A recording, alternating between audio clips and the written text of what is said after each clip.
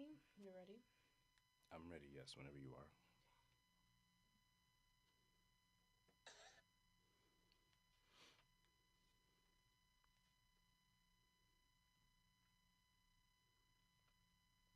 Okay, so you have to put my phone on airplane mode right now. Uh, yeah, I mean, you need text and mics, or are we good? Okay. Oh, I put this on, right? You don't have to. You can if you want. If you want to feel like more official with the headphones on, you I can. do. Yeah. Ooh, my earrings. Ooh. Mic check, mic check. Oh, they're like okay.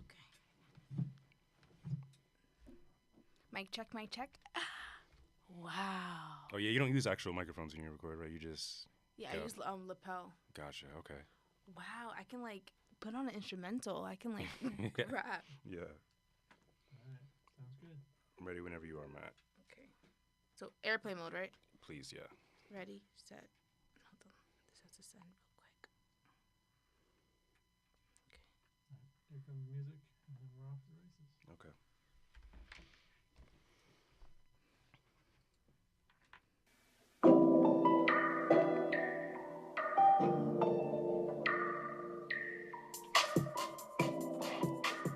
Check, check, check. If you're hearing the sound of my voice, that means you're tuned into another chapter of the Introverted Intuition podcast. My name is Jeff, aka the Ambitious Introvert. It is just me today. Lainey, Coco, and CR are all absent for different reasons, but that's fine because I have a special guest with me. Someone whose content I discovered through the Young Atlas Instagram page. You guys may remember we had Kai from Young Atlas on about 2 weeks ago, and he works with a bunch of different creatives, and this is one of the creatives that he's worked with in the past. And I'm a fan of her content, big fan actually. And yeah, I just want to have her come in and share her story and share everything. So please introduce yourself to the people. Yes, I like that introduction. That was dope. Thank you. I am your girl, Miss T Talk, aka my real name is Tiana, and I am a content creator. I would call myself a talk show host. I'm a bunch of things now. You're not just one thing. I know. You host a lot of events, I see. Y'all, let me tell you, Jeff. I host a lot of events now. I'm being booked, busy, and blessed. Okay. I'm moderating panels. I'm doing so much now. This is what I wanted to do, though. So I'm so excited that I'm putting my feet into different things. I'm so excited. Right. I actually am gonna ask at some point ask for some advice because I'm getting into that around next month. Some like hosting for the first time. Ooh. Outside of hosting the show, so that's gonna be pretty fun. What is your history with podcasts? Do you listen to podcasts? Do I listen to podcasts? I have a little story about that. Okay. So I went to Brooklyn College, and I graduated 2017. And my last class that I had to take to graduate was podcasting. That class was only for people that were getting their masters. They only had 2 people in that class that were getting their bachelors. It was me and this other girl. So I'm like, oh my God, I'm really not into podcasts, but let me just take this class. And it gave me such an insight on podcasts. So you have to have your intro, you have to have your sponsors, you have to have content, you have to grab your audience from, like a hook, like like the beginning of a paragraph. Yeah. So I'm like, oh my God, there's so much to know and to get into. And I had to start my own podcast for the show. For the class. But I started listening to Serial, which is like a huge crime podcast. I started listening to Martinis and Murder, and I was just like, wow, this is like kind of cool, because I'm more of a video type of girl. Like I'm on YouTube. That's where my content is streamed on YouTube. So I've never got into the podcast field. I was thinking about doing a podcast this year, but it didn't work out. Right. It was just putting too much on my plate. But now I've listened to your podcast. Shout out to the Need to Know podcast. I listen to a bunch of podcasts now. Cool. It takes, time in your day, but it's just so cool what content people can create just on mics. I was confused at first when I was like getting to know your content, like looking at your Instagram page. I thought your work was like on both like YouTube and like through audio form, like iTunes and stuff like that. I wanted to do that. Is that a good idea? Yeah, well, that's what you do with podcasts. Like we record it and we do audio, and I think people are receptive to both. That's what I was thinking of definitely doing, because people can drive in their car and listen to Tea Talk. That's my show, by the way, guys. Tea Talk. Yeah, or watch it. I mean, this is like short. I mean, I know your podcast can range from an hour and 30 to an hour and 40 minutes. Yeah. T-Talk is like 11 to 15 minutes. So I'm Mhm. giving you 11 to 15 minutes. That's it. Like, because I think about sometimes I do my interviews, attention span. Right. But if you have the content, like I've seen that you guys just hit like milestones on your on the podcast, which is dope, and you can see the analytics. Yeah. So that's so dope that people are listening to all these minutes of your podcast. And you can check like and see when they actually tune out. Like if people, you Yeah. can see if people listen all the way through or tune out like maybe 10 minutes before. Yeah. And it seems like people go all the way through, which is pretty nice. Yeah, So, and that's so dope that people can, sit there and listen all the way through. That means you got something going on. right. And that's what I like about with my show. People can listen and go on, or people would actually hit me up, "Oh, why don't you do a 15, 20-minute interview?" I'm like, "Oh, really? You Yeah. want that?" But yeah, I mean, it's hit or miss because like there's a lot of stuff to talk about. There's a lot of current events you could bring into the mix, but it comes down to attention span, right? So It definitely comes down to attention span and people, because you don't, sometimes you don't know what the people want, and they don't want to be like, "Oh, I don't want to tell you what to do because it's your stuff." right. But it definitely comes down to them. Like, we're not anything without them meeting Facts. our audience, them meeting our supporters, fans, however you call it. We're nothing without them, and that's what artists say when they get a Grammy. Right. So I'd like to back up a bit. Where are you from exactly? I'm from Brentwood, Long Island, Suffolk County. Okay. And Yeah, shout out to Long Island. did you have like a history of like, talking to microphones growing up, talking in front of the camera growing up? How did your interest in this like start? Well, like, growing up, my dad, actually, he was into videography. Cool. So, like, growing up, I loved, like, singing in front of the camera. I thought I was, like, the next Beyonce, Every girl thinks that they're the next Beyonce, but, we're not. And my interest started to grow when I'm like, damn, I talk too much. I have a lot to say. Like, Right. I'm very opinionated. I play devil's advocate, or, I go back and forth. I have so much to say. So, I wanted to be a forensic scientist. I wanted to be a detective. I wanted to do that. So when I was in high school, I'm like, all right, let me just take criminal justice and forensic science. Right. And it was so cool because we did classes of like the blood splatter, all that crazy stuff. And then I'm like, you know what? Do they have a TV program or a radio program? Because I want to get into that. My senior year, I was like, oh, I want to get into radio and television. Because, like, I'm be honest, a lot of women want to be nurses. That's like the biggest profession in, I think, women. All my friends want to be I nurses. thought it was like makeup artists from my perception. I thought it was like Yeah, that. that's like a hobby. Yeah. It's always good to have like your 9 to 5 and your hobby. So I have my Gotcha. 9 to 5 and I have T-Talk. So I do two. That's crazy. I have a whole full-time job, then I do my show. Same. Yeah, and that's which is dope. We're chasing our dream. We have to fund our dreams. But yeah, a lot of and what makes I wanted to do radio and television. I'm like, no, let me just change that.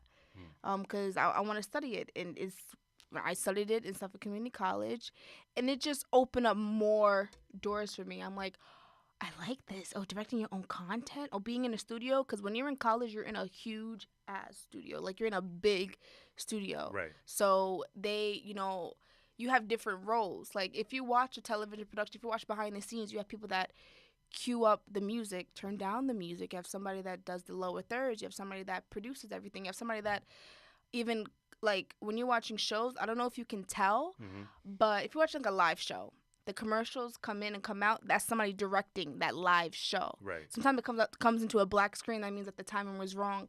Like, stuff like that matters. Like, in production, I learned all that kind of stuff. And I'm like, maybe I should have a show called T-Talk. That's when I just sat back and I'm like, I want my own show, but what do I want? This is back in 2012 when I was 18. I'm like, I don't know what I want to do, but I'm going to have my show. Right. The Tiana show was too vague. I didn't like that. What was that Like- exactly? No, I'm just saying, like, the Oh, name. oh, the name, Yeah, got it. sorry, Okay. guys. The name, the Tiana show. I was like, no, my name is Tiana, short for T. We're going to T-Talk. And that, that comes off your tongue in a weird way. You got it good. Like, I've been looking to like get my own nickname for the show, like call myself the ambitious introvert, just because that's what I am. But like some people who just have cool enough names where they can just shorten it and have a nickname, that's like a blessing in a way. Yeah, 'Cause definitely. you can take it into like a marketing thing, like you did. So. Yeah. So to find a name was like hard for me. I had like a whole paper. I always tell people to write down their ideas, write like be creative, write down all your ideas. And I was like, okay, I wanted to do makeovers when I started my show. I wanted to prank people. I wanted to do challenges. This is 2012 on YouTube. So I'm just like, I want to do interviews. that's another thing. I'm like, oh, I want to do interviews with people. I don't know how to interview. I've never took a class on interviewing. Right. Never in my life. I just like, oh, I'm just interested in these people. I want to know about their lives. So that's when now I'm giving you a whole timeline on Tea Talk real quick before we get started. Love it. But I was just like, okay, I'm gonna start my show Tea Talk, and I did. I started the show on YouTube October 2012, and it's just like kind of like went on from there. I was doing a bunch of things though. Mm-hmm. I was like doing challenges, I was doing interviews, I was doing hair tutorials, I was doing makeup. I don't do makeup. Then I did it. I was doing like lipstick tutorials, Right. stuff like that. And then I kind of like shied away from Tea Talk because when you're busy, remember, like you said, you have a 9 to 5. Right. So when you're a content creator and you're so busy, I was so busy in school, I had to like be like, shy away. Yeah. So you know how that feels. Kinda, yeah. But for me personally, like, it's not really in terms of busyness. In terms of, it's like motivation. Because after a long day at work, 8 to plus 10 hours, like, it's like, do I really even want to come tonight to record a podcast? And it's like, yeah, I have to. I want to. Exactly. Yeah. I was in school. I was working. And me and my boyfriend just got together at that time. So, honeymoon stage relationship, we got to make time for them. And oh, goodness. And so then after I graduated out of college, in Brooklyn College, afterwards, I was like, I'm going to start a Tea Talk series. I'm just doing interviews with a bunch of artists, photographers. I just had like a bunch of people in mind. Mm-hmm. So August 2017 is when I started consecutively Tea Talk Tuesdays. And now I'm on episode. I'm dropping episodes. I'm on like episode 85 now. Yeah. So 80. That's like 85 weeks. Like. Yeah, you do them consistently. Consistently. Like each week. Yeah. Every Tuesday. I have to. You got to stay consistent. That's how you guys are been consistent too. You're like on episode like. This is like 80, 88, 89. Yeah. We're like right there. That's why I was like I was interested in your concept because like, yo, you're like right on the heels. We kind of started maybe around the similar time, maybe not, but like just in terms of content, it's like right there. Right. Yeah, and I was like, oh, they been going on for so the same time. It's crazy how like almost 2 years. It's almost I'm almost at 100 weeks. Of my show, and that's just my show. We're not talking about hosting because I've always wanted to host.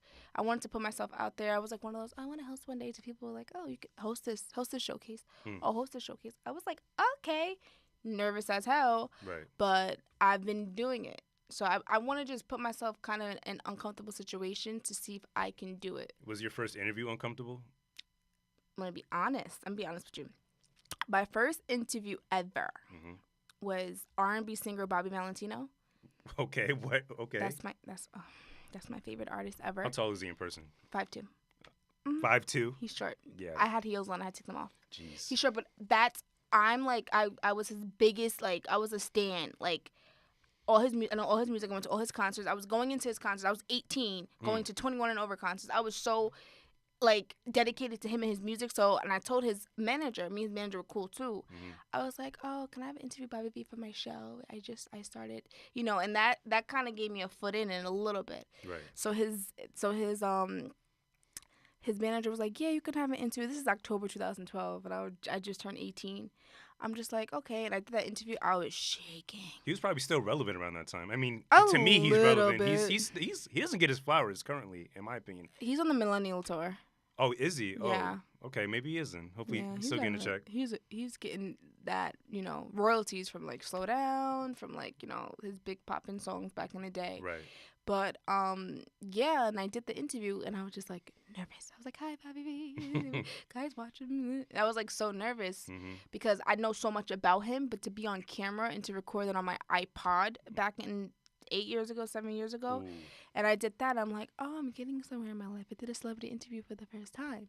And then we shoot back to when last year I was asked to do like an interview with just Love and Hip Hop people. So it was DJ Self, Mariah Lynn, and then I did like Fatboy SSC. Then I start, doing relevant people. Right.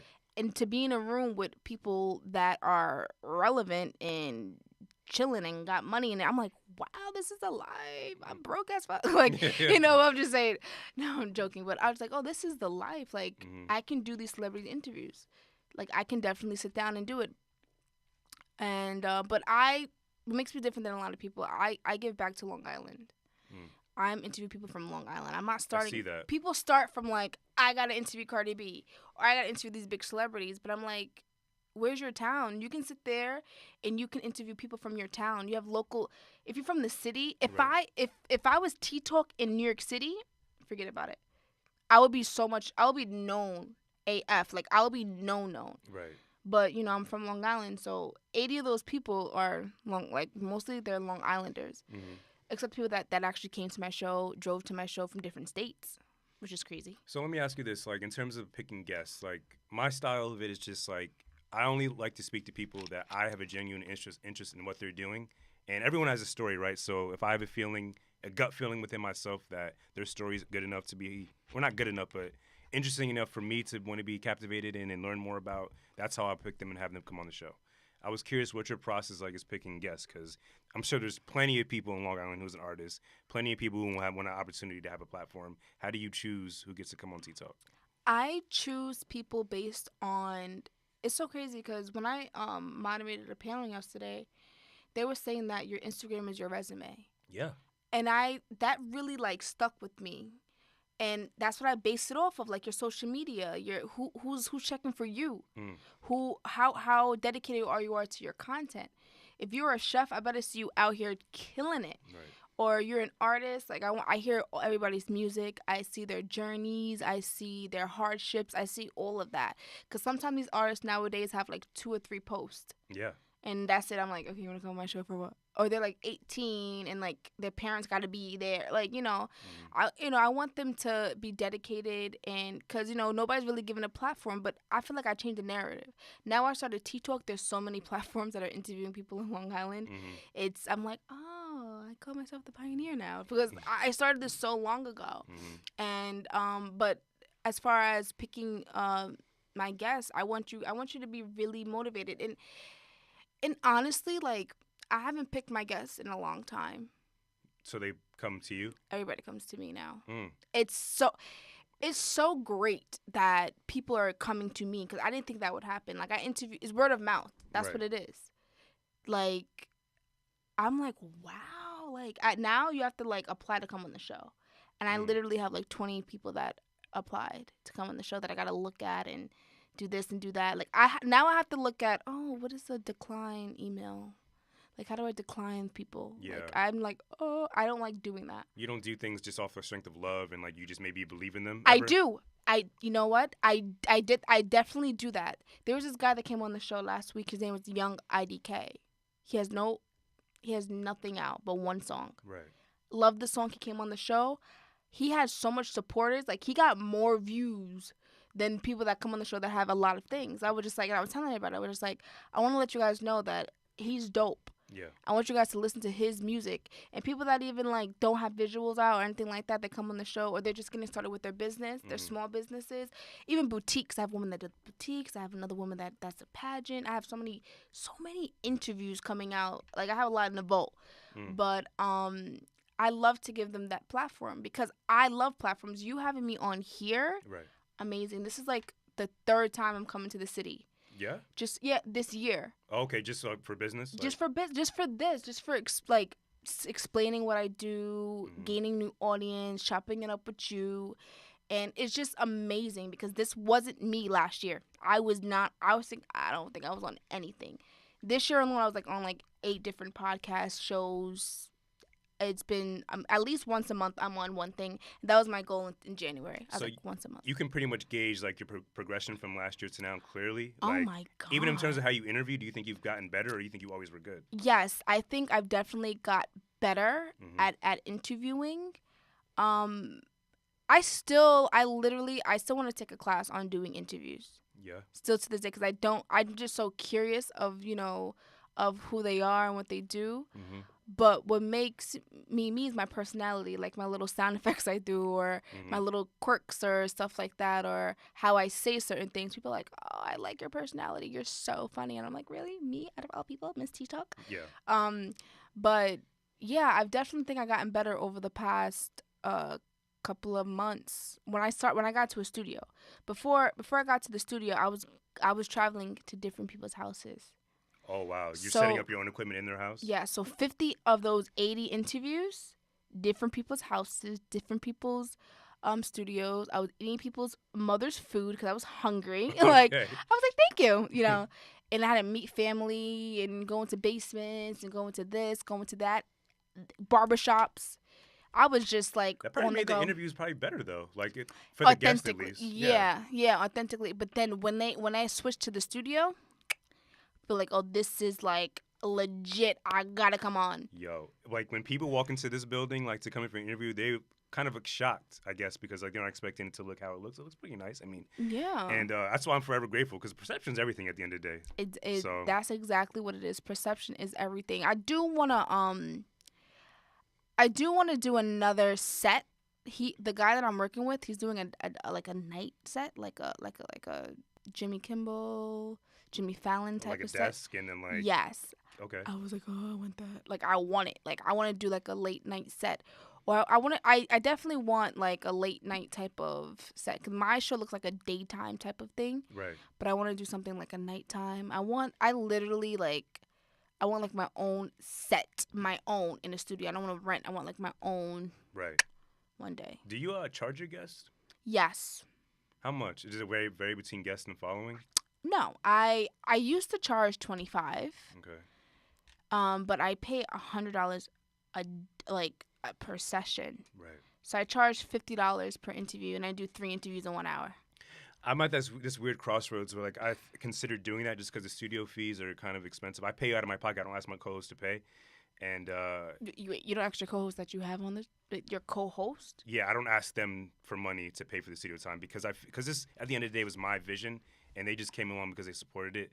So just for me personally, I just feel like I can't. They're already coming here, traveling each week to do it. I just feel weird asking them for money to help. I guess my vision. I'm gonna tell you something. Know your worth.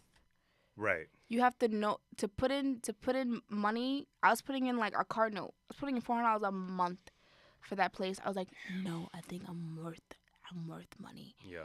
People were like, oh, how much do you charge? I said 50. Bet. Send me the money. I was like, oh. So you can make a little profit. If Right. the studio's, I don't mind saying how much the studio is. I'm real authentic. You know, if the studio's $100 a session, 3 interviews in 1 hour, 15 minutes each, 45 minutes. They charge me $50. That's $150. You make $50. That $50 will stay in my Cash App. It'll roll over to the next interview. I don't take it and spend it. It'll just keep rolling over. Yeah. But I'm not paying for the studio out of pocket anymore. I can't even. Maybe the last time was like 2 months ago Right. or 3 months ago. I'll put like $25 from my account. But no, you have to like literally. Especially you have these viewers, people listening to you, people watch your content. It's getting nuts. Yeah. It's thank you for having me. Of course. Yeah. But it's like you have to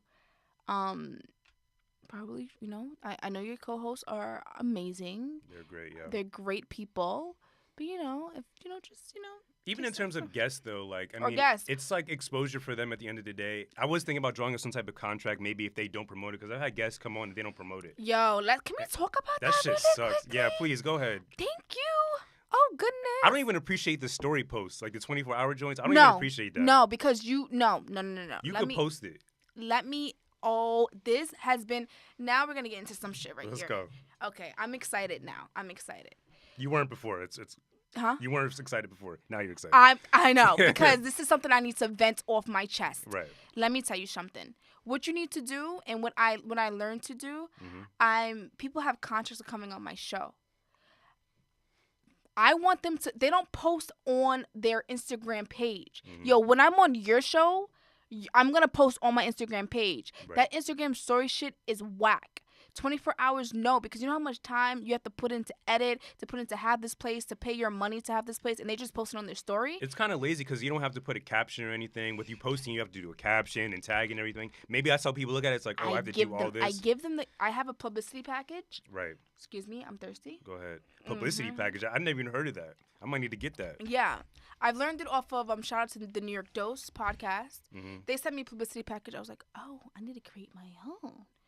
And I was like, that's great. So it just tells you, this is what you do. You'll put like the the podcast number, let's say this is podcast 88, whatever, Right. and you'd be like, oh, here are the tags I want you to put in your post. Here are the pictures. Here's everything that I want you to post in your Instagram page.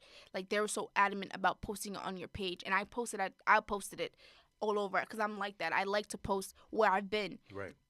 Excuse me, who I work with, because that means a lot to me. People are half of the people I interview don't post on their page, and that gets me. That gets me so much because I'm like, I post this on my page, and I got more followers than you and more engagement than you. Right. And sometimes if I feel nice or if this interview went well, I put money on it for a sponsorship. Yeah. But people just don't. I'm like, all right, that keeps it in your mind, like, all right, bet. Yeah, I just don't understand. Maybe I look at it, maybe their experience wasn't right. But even prior to that, I asked guests, like, after the show to leave an iTunes review of, like, their honest experience on the show. So it's I like, read yours. yeah, it's just like, I just don't understand. Well, like, why don't, it's helping them at the end of the day as well. Like, I'm sitting with you, spending my own money to interview you and get to know you more and have you out there to more people. But it's like, you can't just, I don't know, do the same, I guess. I don't know. It's weird. It's really weird. It's so weird and so annoying, and I don't like that. And this is why I've been telling different podcasts this, and I've already put it on social media. This is why I'm gonna well, that's not the main reason, but I think since a lot of people are doing interviews, on Long Island, okay, that gets old. Changing the narrative. I'm gonna come out with a show called Missing on Long Island. So I'm gonna produce. I want to hire a camera crew. We're gonna talk about people that have been missing on Long Island. I'm gonna do some Dateline shit. Remember earlier I told you I'm into that crime. I'm into all that forensic stuff. Right. We're gonna put that on the table. When I posted that I was doing the show, mad people hit me up. Mad people shared it. Mad people commented on my picture like, "Are you serious? This gonna be so great." I'm like, I'm changing it. I gotta change it all out because keeping doing these interviews, people not posting it and not putting the energy. I shoot my own content. I edit my own content. I do all of that myself. So, I'm just like, you know what? Let me put some real money into Missing on Long Island. It's gonna be a crazy, crazy, crazy series. I'm glad the days of editing myself are gone. Honestly, the security of this studio, like the cushion it gives me to not do that, is a blessing. Because I used to really not look forward to those days. But did you teach you self-taught editing? Obviously. Yeah, I used to go on YouTube. I learned from college a little bit, Right, and stuff like that. What I love about me is like I go on YouTube for everything. it's all there. To cook food. I'm hungry. Oh my god. To cook food, to like look up how to do my hair, what kind of nails I want, how to edit this certain part, how to make it like this, or or get my inspiration. I go on YouTube because people be like, "Oh, can you help me?" Go on YouTube, Google. There's like no excuse for anyone to not do what they want to do, or at least having a base idea how to start doing what they want to do, because it's all out there. It's all out there. That's why I'm so excited that I am starting this this new show. It's probably gonna come out at the end of the year. I already have a case that I'm working on, but it's just so like I gotta get into like real like Dateline interview mode because I'm gonna interview people's families that haven't seen their child in years because they're missing. Like literally, like what do you mean missing? Like did they just leave home one day or just not show up after school one day? Like stuff like that. Never came back home. Okay, so let me ask about Long Island for a second because I'm not too familiar with it. Like what was your experience like in Long Island? Like what is it like? What's the energy out there like? What are the people like? Can you describe what it's like out there? Long Island, we don't drive like y'all New Yorkers, but you said. I was born in Brooklyn. I was raised in Jersey. Oh, raised in Jersey. Yeah. Okay. Long Island is very I'm from Brooklyn now. I went to Brooklyn College. I come from that substance. Sometimes I say I'm from Brooklyn, but I'm really not. Yeah. But Brentwood and Brooklyn, it just they collide. But Brentwood, I mean, I call it the hood sometimes. People.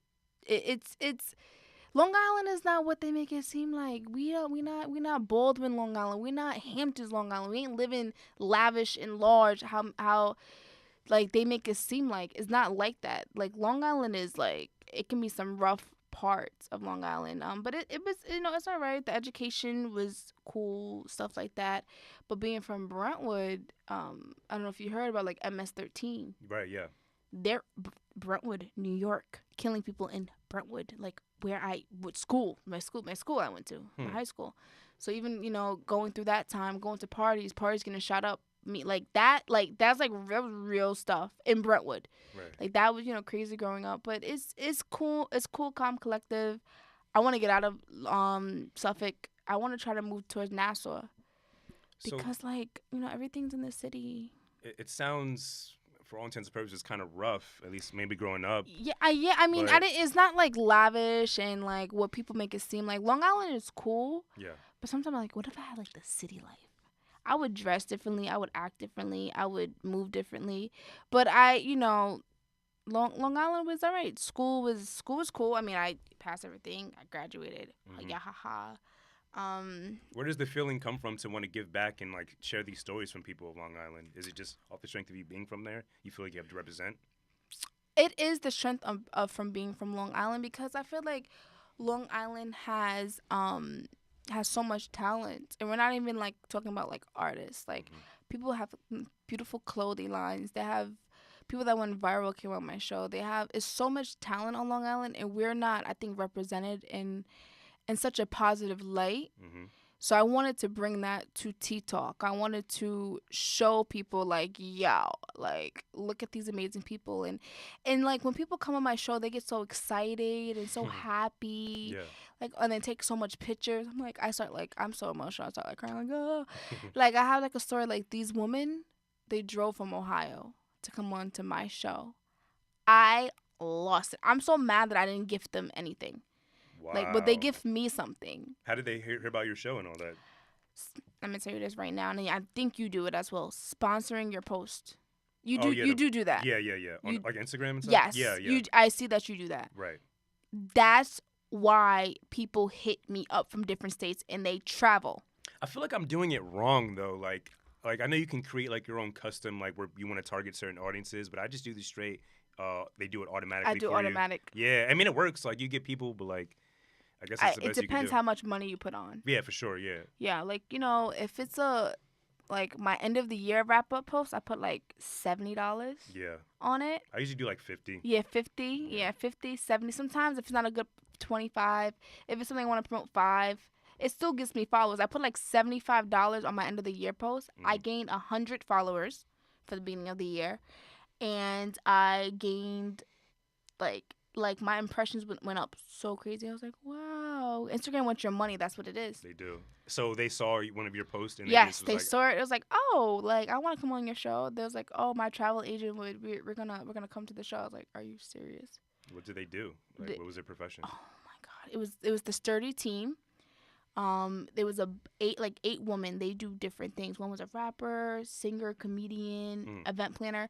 I did like 8 interviews in 20 minutes, but they were all sitting on the chair. It was like 2 rounds, and it went great. But for the simple fact that they came to New York, some of them haven't been to New York. Like they saw Brooklyn, they saw New York City. They stayed in the hotel right down the block from the hotel. I'm like, I was literally like, that. I'm doing something right. Yeah, you're part of their first experience out here. You're driving Yeah. from Ohio to New York. I'm doing something right. Then I had these people come from Delaware. They haven't been to New York, doing something, and they're like my age. I'm like, yeah, I haven't been to New Delaware's right there. I drove to Delaware before. Yeah. Philly, New Jersey. A lot of people from Jersey. So Jersey, Philly, Ohio, they have come to my show, like traveled, like drove 2-3 hours. Sometimes I feel so bad because you're driving that much time for like a 15-minute interview. Right. Is that why you considered maybe doing longer ones? Just I was considered doing like them. They were there for like 40 minutes. okay. But cool. and like the owner didn't care. They're like, oh, they drove, and it was just such a great experience with them. It was so organic, and like having them, they still support me and stuff like that, and it was just so amazing to have them on my show. Like I did that. Like whoa. Yeah. Like when people be like, wow, that's Tiana, that's crazy. I'm like, wow. I wanted to do a Tea Talk tour this year, but that's a lot. It's a lot. Yeah. It's a lot. Even Now, doing a live show, like we've been trying to do that for the past few months, and it's a lot. it's a lot that you have to do. You have to have like, the amount of, people to come to support. Are people going to pay for your tickets? Are people going to do this? People going to do that? Because I'm going to have a Tea Talk party. Cool. When I hit my 100th episode. So everybody that like been rocking with me or anything like that, invite. I've been considering that 100 is coming up. Had a lot of changes on the show. I don't know what I'll do. But June 28th, we have something special planned, so we'll get into that eventually. Ooh. Yeah. I'll let you know about it. Yay. So was Tea Talk always just like your thing? Did you have other people involved in the planning stages? Did you have like an idea or certain thoughts of having a co-host or anything like that? Or was it always just solely you on the show?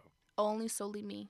And I think that's my issue, to Hmm. be honest, because I want to work just me. I don't want, like, like my boyfriend comes, Mark, he comes to my show, he sets up my show Cool. and stuff like that, and helps me with that, comes to like events with me. He would have been here today, but it's a Sunday.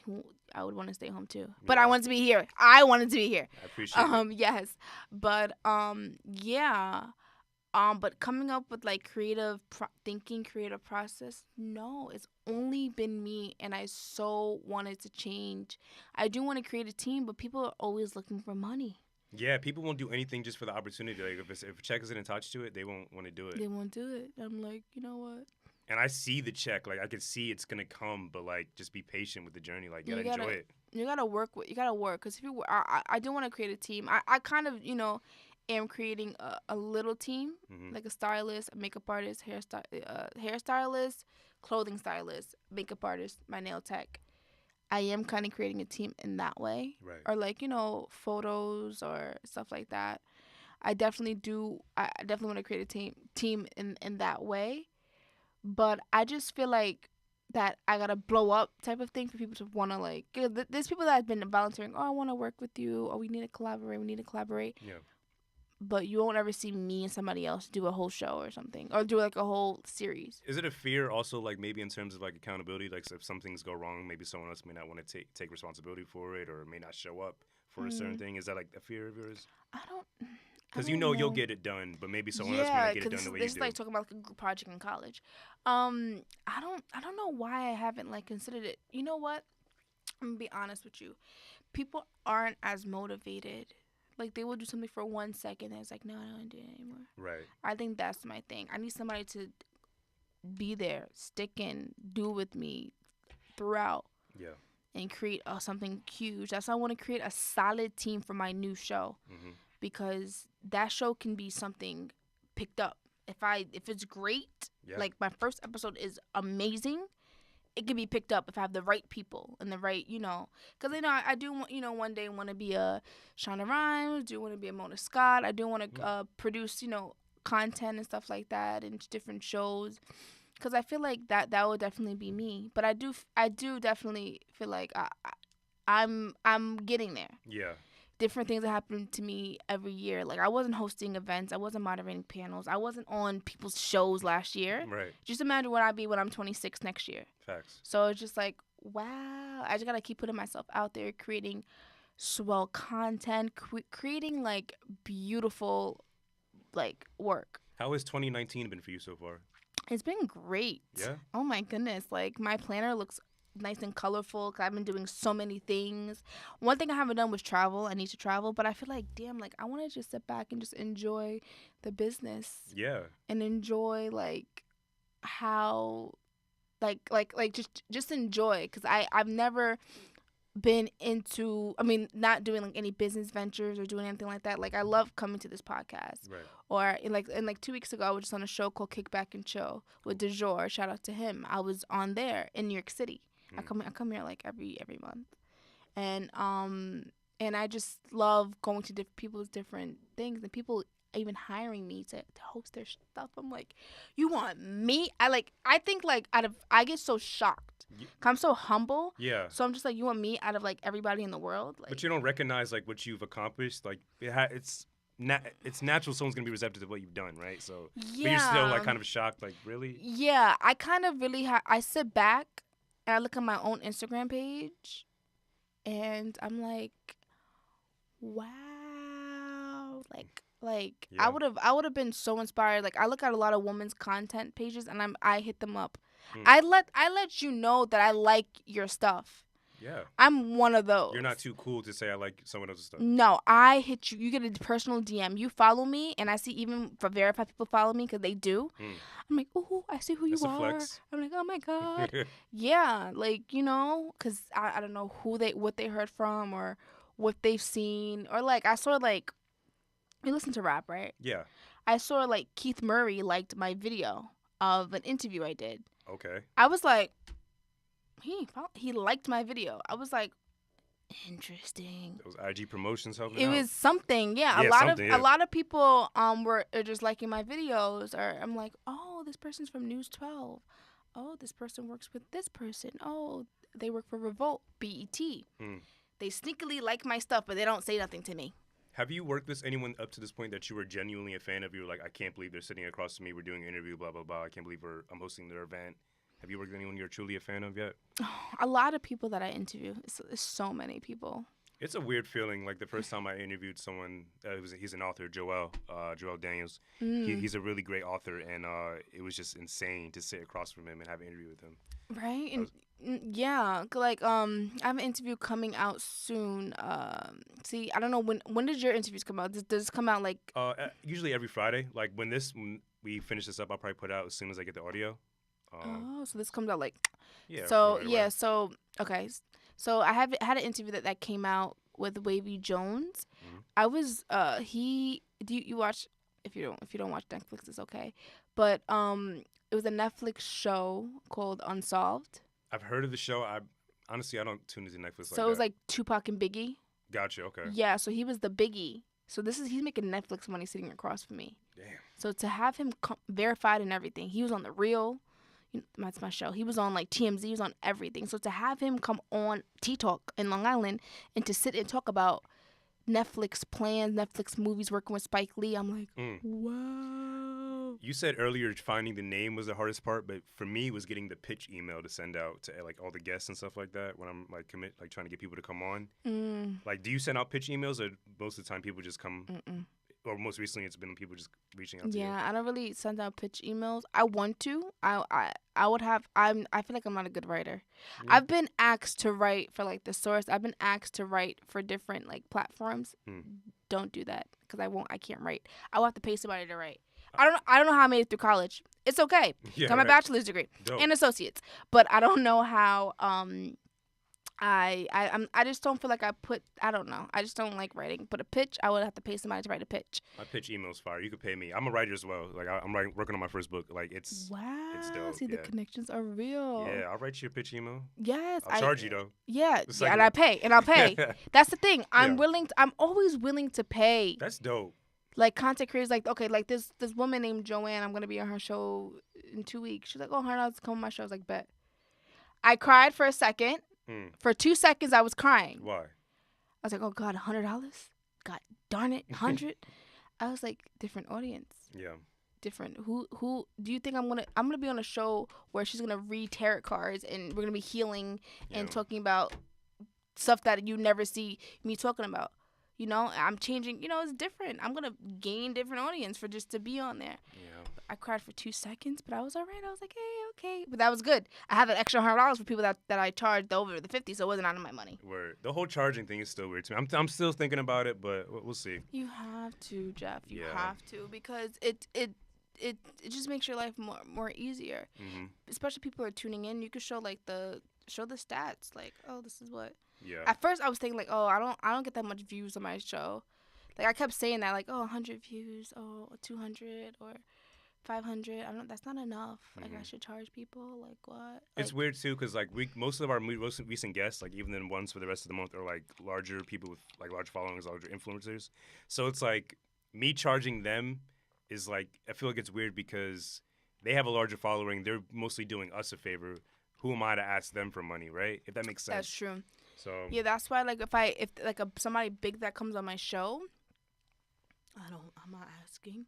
Yeah, but then it's like, oh, you're just charging people with smaller followings. So it's like it's a weird like thing. I know, but I haven't had anybody big, come on. People have just paid and just came on the show. Yeah. And that's what it is. You got to make your money somehow. You have to when it comes down to your content, and also like with hosting. Right. I don't even have a pricing for hosting. I don't, because I don't know what I'm worth. I got to keep practicing. I like to get into hosting a bit. Do you remember your first time ever hosting an event? Yeah, I hosted an event at the Earwax Session in Amityville. I was like, I'm gonna get drunk and host it. That was that. Boom. And it worked. It worked because I was very energetic. I was very, but I didn't want to. I'm like, I'm not ever doing that again. because hosting, you get free drinks all night, Mhm. so you take advantage. You get free food, you get free everything. I'm like, oh, take advantage of that. Right. But it was a nice experience. And then I hosted 2 more other events. I hosted 3. Mhm. And then I hosted a fashion show this year, which was I had to be professional. I saw that. I had to wear my little Calvin Klein. I can actually say that because I hate buying stuff that cost me $1,000 million. Right. But I was like, oh, I'm buying me a nice suit that fits me right. If you got it, why not? Yes. And I get my hair done, my makeup done, my nails done. Mhm. And I hosted the show, and I was actually honored. I got a plaque. Dope. This is my first plaque. It'll be right next to my Emmy when I get my Emmy for daytime. You gonna get an Emmy? For I really think that it's so crazy because you said that you haven't worked with any co-hosts or anything. I think that's how I'm gonna make it. I'm gonna have I'll be on a show where there's co-host. That's how I feel like. I don't know why. Right. Do you have any influences, like any other hosts that you saw growing up? Like maybe Oprah or Arsenio Hall, people like that? You know what? I watched a Netflix series called 90s. Mm-hmm. They talked about television. Mm-hmm. That threw me. Yeah. I didn't know Arsenio Hall was that popular. I'm like, where have I been? Some of his best interviews was Tupac interview. And yes, he's great. He was the first black man to ever have a show. Yeah. His historic in the television industry, I was not taught.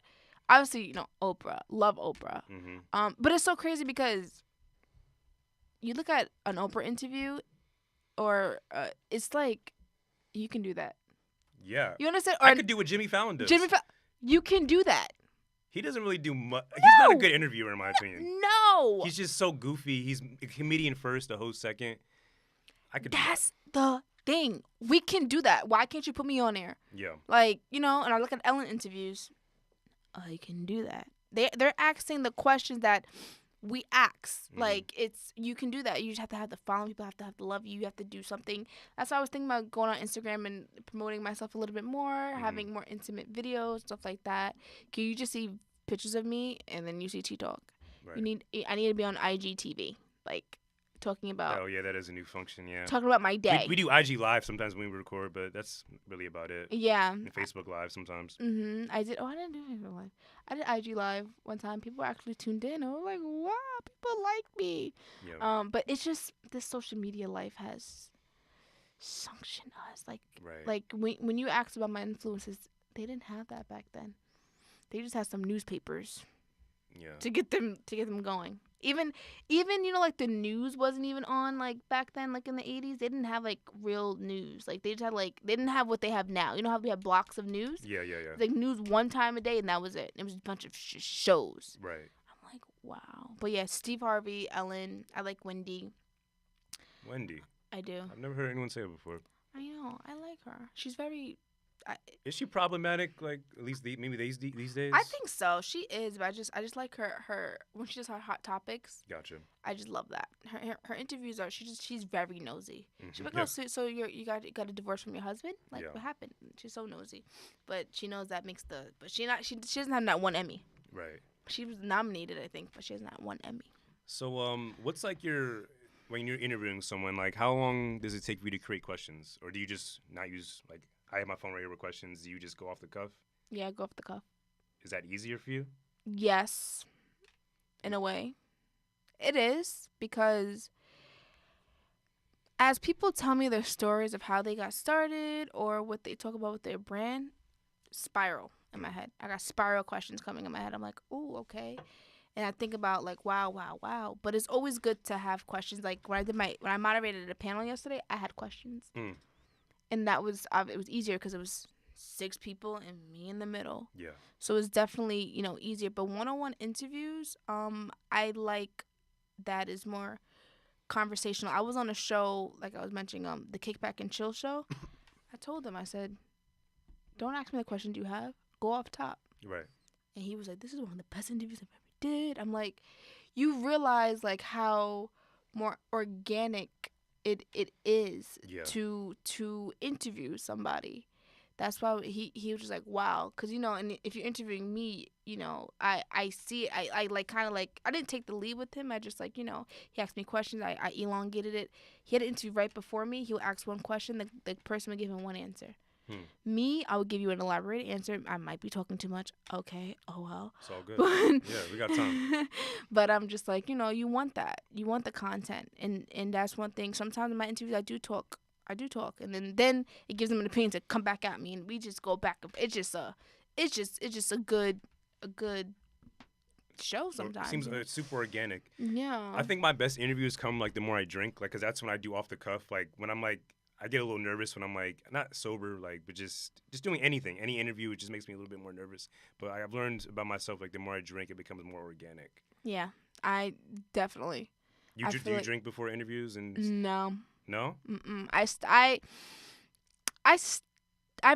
never started when I was in the studio. No, I kind of stopped drinking on Saturdays because I would get a hangover and I have my show. I can't make it to my show. Yeah. That literally used to happen to me. I used to wake up, my stomach messed up. I'm like, no, and I don't drink on my shows. Not even during. Not even during. People have brought bottles for me. Yeah. I'm like, oh, chill. I don't want that. Yeah. Some of our most, I guess, craziest moments have been when we're all drinking and. I know, like and that. it's so, and I love that. Yeah. And I love that. And I haven't been drinking in the last 2 weeks. I'm on like a cleanse. Okay. That's why I'm like drinking my essential water. I have my salad that I have to eat. If you want to take it and take a little bite right now, I don't want you to fade away. No, I'm okay. Okay. I'm good. But I'm on a cleanse right now. Right before my birthday, just to get my body right. When's your birthday? June 9th. What is your sign? I don't know if you believe in this. Gemini. Oh, you have two sides. Two sides. Is that true? Is that like a real thing? I don't know. I feel like I'll be honest. The side that I have is me now and me and my period. I don't Heard you. Okay. I don't know. That's it. Yeah, me and I don't know her name. So do you do anything to prep for an interview the day before? Like you do some jumping jacks? Like what do you do? Like, Oh, I like that question. Do I do anything to prep? I listen to everybody's music. I listen to the music on my way to the show. I love that. Even though I listened to it prior. Yeah. I look at everybody what they do. I don't really prep. I just wake up, try to do my makeup, Millie Rock, and I'm like. I'm out the door. I'm like, this is such a good day. And I love the interviews that go smoothly. Right. And I love when I have an audience. Is that the same thing for hosting as well? Like, do you just go with hosting? the flow? Yeah, it's a little bit more. I want to learn more about that. Because hosting is interesting. That I would drink. Yeah. Before. Fuck yeah. What's the hardest part between the two things, interviewing and hosting? Hosting, you got to get the audience to like you. Yeah. They're like just sitting in the crowd like, oh. I'm like, fuck. Like, can you just do something or make me feel like I'm wanted here? Do I have to twerk for you guys to? Yeah. It's just so hard to keep the audience in. Yeah, keeping them engaged seems harder than getting their attention, I feel. Yes. Keeping them engaged. Like, okay. And be like, oh, how you guys doing tonight? Da da da da. And then you go back and forth and the whole, and then the music is on, and then you have to give it up for you have to like keep them engaged and stuff like that. That's the most hardest part. I think I gotta be a little bit I have to be more funny. Funny. Just like making fun of people in the crowd, maybe be a good start. Something, yeah. Yeah, like, that's what I'm gonna do. Like like this girl was wearing a whole neon outfit, and I just called her a highlighter. I was like, hope she doesn't jump me. But like you have to I think you have to be more funny. You realize a lot of these hosts that I've named are comedians. Steve Harvey, Ellen, right. Jimmy Fallon. We just think they're comedians. But when I've observed like people who host parties and stuff, they really just come with confidence. And I haven't hosted a party. Oh no, is that on your bucket list? I don't know. That'd be cool. That's something to think about. I haven't hosted a party at all. I felt like but I haven't hosted a party. I gotta be lit. That'd be lit. Even just at events, I just noticed that they just move with as much confidence. They look into the crowd. They don't like look past it, and they look focused. Look in. Yeah, there was people. Yeah, and I definitely I like hosting. It's a lot that I have to accomplish. It's just that I'm taking it day by day, week by week, month by month, year by year. What's the hardest part about interviewing someone? Their personality. Oh, so if they're not receptive to your energy, then it's just a fail? Jeff, what if I'm like, you asked me a question, oh, T-Talk is good. I just started, and it was just like good start, you know? Yeah, yeah. And you're like, Tiana, okay.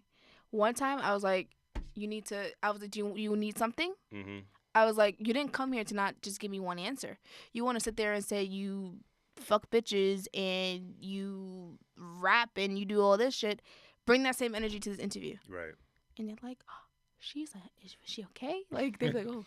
And Have you had a guest that's been nervous? Like, how do you help them Oh through that process? my God. Heck yeah. It's funny. The thing. I love watching them get nervous, and then I ask them a question, they shake, they get like, Yeah, they'd be like, into their jittery. shell. One time, this guy was like switching his chair, and I stopped his chair. I said, "You gotta stop." And then, luckily, with my interviews, I edit that out. Okay, cool. Or if they stuttering, like, oh my God, like I'm like, y'all not the same person I be hearing on these tracks. You're not the same person that that does his YouTube videos, or you're not the same person that does all this. Right. They get so you're not ready for the media world. You want to do this? You want this to be your life? You're not ready for that. You can't even be on here.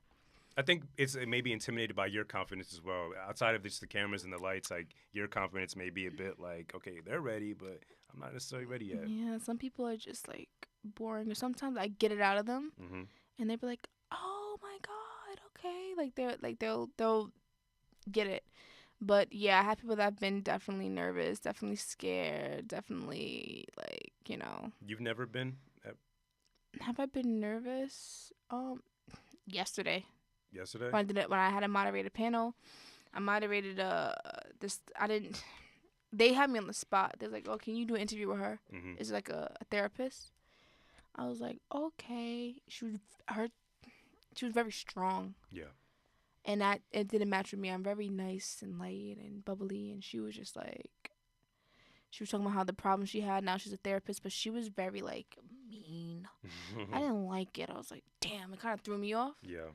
And I was like, I wasn't nervous, but I was nervous of what questions. I'm not an educator on mental illness. I'm not. I wish I would have looked up more of stuff like that and all this stuff, but I wasn't. And like it was just like, ugh. But sometimes I am a little nervous. Like even when I did like Fat Boy SSC at first, he like threw me off. He was like, "Oh, was he high? He's probably high. Hi." He's like, "Oh, you're mad cute though." Ugh. I'm like, and then Lucci, YFN Lucci. Yeah. Okay. He was just like, "Bro, you can't say that." Da da da da. I'm like, "Oh, this is interview time, go time." Like, what the hell? And then I got out of it, but I was in a room with like 60 people. So I was just like, oh, I gotta get this going. Or sometimes when I have them on the spot, they're like, Tiana, they grab me. Like when it's hosted like this New York City, like Celebrity World, right. They grab you just go. Yeah. Like with DJ Self, I was nervous because I didn't know what to ask them. I'm nervous before every interview. Even if it was just like the four of us chilling, I'm still nervous just because we have to produce content. We have to produce a certain energy each episode, right? But sometimes I just don't feel like it's there. But it gradually goes as like you talk more and stuff. But. Exactly. And that's why I'm just like, that's why when I go into people's shows, I want to bring in that same T-Talk energy. I feel it. To the shows because I feel like we need that. I want it to be more engaged. I love talking about what I do, what people are doing. You need advice. We're on the show right now. But it's such an amazing thing to just come onto my show and just it's different for me. So you've listened to this show prior to coming on? Yes, I listened to it when you first asked me. Cool, okay. I know that. Yes, and then I know you came out with Kai's interview. I was meaning to listen to that. But like I said, an hour and 40 minutes. It's very long. It was almost 2 hours. Yes, yeah. I know. I saw it. I have you guys on like my on my iTunes thing. I think I follow you guys on there. I'm but just like, oh. The only reason I asked that is because like you may have heard me say one time on an episode that the reason I created this show was because I've always suffered from depression. Yes. And I've noticed that my only escape from that in those moments were podcasts, like the Joe Budden podcast, like the Shane Show.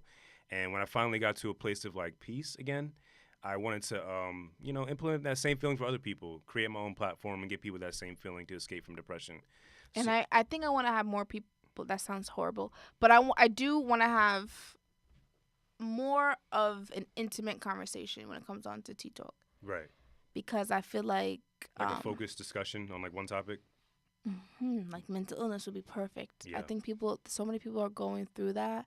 And I feel like I want to educate myself And, on that topic, I mean, everybody I feel like has their own issues. Yeah. But yes, I like your podcast name. Yeah. That's different. Like when I saw that, I'm like, then I even saw like on your captions, like sometimes you talk about what the that aspect. Right. I'm just like, wow. Like, and I was telling Mark, I was just like, wow, this is be something different. That's not like on the forefront of every discussion, but like I like to ask that question to every guest. Yeah. Just I was curious, do you have any history with any depression? Like even like during the early stages, I'm sure everything didn't go right when creating T-Talk, right? No. So, nobody was watching. I was just talking to myself. Yeah, you may have had maybe an interview you didn't feel you did too well. Yeah. Oh God. Or I didn't edit this right. Yeah. Sometimes, like even when people are not posting it, that gets me so pissed. It gets me so upset. It just feels like, am I doing something wrong? I wanted to just stop T-Talk. Oh. I was like, I'm gonna just stop this shit. Fuck it. So what do you do during those moments? How do you get out of like those negative thoughts? Do you talk to maybe your family? I talked to like Mark about it. Oh, your boyfriend, yeah. Yeah, Kendra, one of my best friends. I talked to all my friends and they're like, don't stop. You got to keep going. Mm-hmm. You can't stop. I'm like, okay, but they're not posting it. And now I know, like, this girl that I posted the interview, funny. And I saw her Tropical Smoothie. She works there. I was like, why are you going to post the interview? She's like, I forgot. I said, no, you didn't. And I was like, let me order my food, though. She was like scared. I'm like, I'm not sorry. Like, you didn't post the interview that I worked on. There's one guest that we have verified all that. He came on this podcast talking that talk, like about empowering smaller platforms, about empowering our people. Didn't post it. And it's just like, you're a hypocrite at that point. I'm still salty about that. Yeah, but there was times where I wanted to just stop my show and just be like, nah, like nobody's watching, or even like my views. That's one thing I'm like, nobody's did. What do I do? One interview can get 1,000 views, another interview can get 60 views. I'm like, it's. You pay close attention to the analytics? Yes. I don't even look at them. I plan on looking at them again the next time at the end of the year. I can't focus on those numbers because if it's not the expectation I had, then it might slow up the process, and I might get less because my performance might come off less because I'm focused on the amount of numbers we got last week. So I'm just like, nobody's watching, nobody fucks with me. Like, why am I on social media? Sometimes that's how I feel. So I'm like, why? Does your you have a pretty large following on social media. Does that give you an anxiety to keep up like a certain image to fulfill their pleasure and their satisfaction? Like I forgot to post a picture before I got here. And that gives you anxiety? Not anxiety. I just want people to know I'm still relevant. I'm still alive. I'm still doing something in my life. Because like posting more, you get more followers. Yeah. Tags, you get more followers. I'm on a road to 10K, and I think like my life is so surrounded by social media. It's scary. Yeah. Like on Twitter, I was popular on Twitter back in the day. Oh God. Early Twitter days. 2010 years Twitter days. When nobody was getting offended over like everything. Nope. Twitter After Dark was Twitter After Dark. Okay. Yeah, we had so much fun. I had like 14,000 followers. Now I'm down like 6,000. I'm at like 9. Like it just like I wasn't posting much. That's how I met Bobby V, because of Twitter. That's how I got people on Twitter. I got people to discussions on Twitter. I was always on Twitter. Facebook, MySpace. Those were my days. I'm only 24, but that was still like my days. Do you have like a personal and business page you feel like you have to keep up on, or just like you focus on your one page? One page, Miss T-Talk. Okay, that's your page. Okay. Yeah, on Instagram. I changed that like 3 years ago. I changed like I think 2016, like New Year's. I was like, my page is Miss T-Talk. That's who I am. But I may need help. I'm trying to figure it out. Like sometimes I'm like, damn. Like Miss T-Talk. I don't know. That was the only YouTube only open, and I think like that made like people like that name. Right. I'm just like, oh, but then I made my show called T-Talk. So it's like, You thought about making a separate page for T-Talk and Miss T-Talk? No. On Twitter is like that. On Facebook is like that. But on Instagram, no.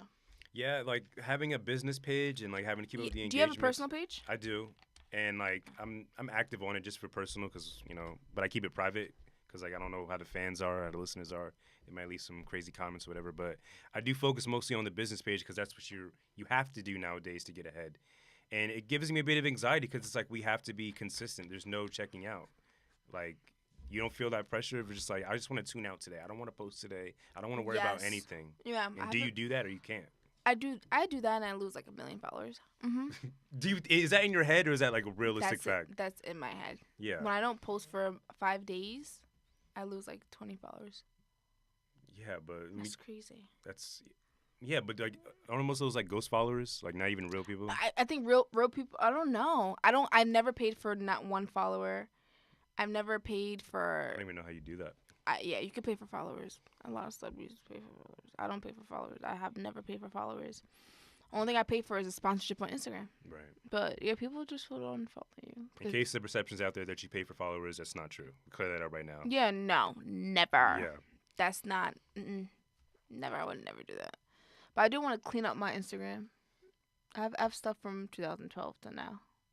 You want to keep it as relevant as possible, or I want to like just. I mean, I like to keep what I had. 'Cause you see the journey of TikTok when it started. yeah, And like, but I wasn't like then. You couldn't post You couldn't post snippets of videos. yeah. Now you can. Instagram is getting much better for content creators. I just wish that we had the same swipe up method that people with 10K and over have. Oh yeah, I was wondering. I was trying to access that myself, and it's like, okay, you have to have a certain amount of followers to do 10K. that. That's bullshit. Bullshit. You'll be there before us, so you can. I'll send you our links, and you can swipe it up. I'm gonna. Yeah, please. Yeah, because I always support. I'm an advocate, obviously, you see it on my show. I support small businesses, content creators, people like you, because it's important. Very important, because like I mean, people feel like we have to be in competition with one another, and I don't believe in competition at all. I mean, I am slightly competitive, but if we just work together, we'll get ahead way faster. That's it. Only thing we have to do is work together, and that's it. Yeah. And I feel like people, that's why I'm like, oh, I'm about to collaborate with everybody in Long Island. I want to have a show. Okay. And, Yeah. and that's what I was doing. I was like, all right. There's another show called Shout Out to Long Island The Rise. I collaborated with them. I'm like, whoop. I shouted them out on a podcast. Mm-hmm. Then they worked with me. Then they worked with that podcast. So it's like, ow, I'm doing it. Right. I love giving people business. Oh my God. That's I dope. love that so much. That's why shout out to Young Atlas. Shout out to Kai. It's a good dude. Good dude. I love that. Been giving me, insights, checking up on me, making sure like everything is smooth and good. And I go to their events. I travel all the way from Long Island to travel an hour and a half. Were you at his event last night? In No. Harlem? Oh. I was gonna go, but I want to cleanse, so I can't like Oh, you can't even do nothing. like even being around food, like real food, like that's a salad with no cheese, no meat right now. That's sad. That's But it's good for you. Yes, it's So they say. It's the saddest thing. Like I went to the organic spot right here. Salad was $11. Yeah. I should have warned you. If I knew, I would have been like, no. I know, but I Wow. have to eat. Like I was like, I gotta eat something because I only had fruit all day today. Shout out to Kyle. So- That was a dope event. Yeah. It's Oh, you good. went? Yeah, I went. Yeah. Oh my It God. was dope. I didn't get to see any of the performances just because like there was like a back room where the performances were and it was at capacity. But I met some dope people, networked a bit, and it's good to see what they can get accomplished over there because we'll definitely be working with them more in the future. I love it. Yeah. And then like he heard from me for someone that I had on my show. Oh, dope. Okay. I'm telling you, Tiana, me, I get my people from word of mouth, and I like that people are talking about me Mm-hmm. in a positive light that I know. People probably talk shit about me, like, oh, fuck TikTok. I'm like, go okay. I don't think so. Do you have like a lot of what's the like dislike ratio for your videos? Do you notice? I really don't get that much. I forgot. I think it's like 96% or some shit like that. That's Like, cool.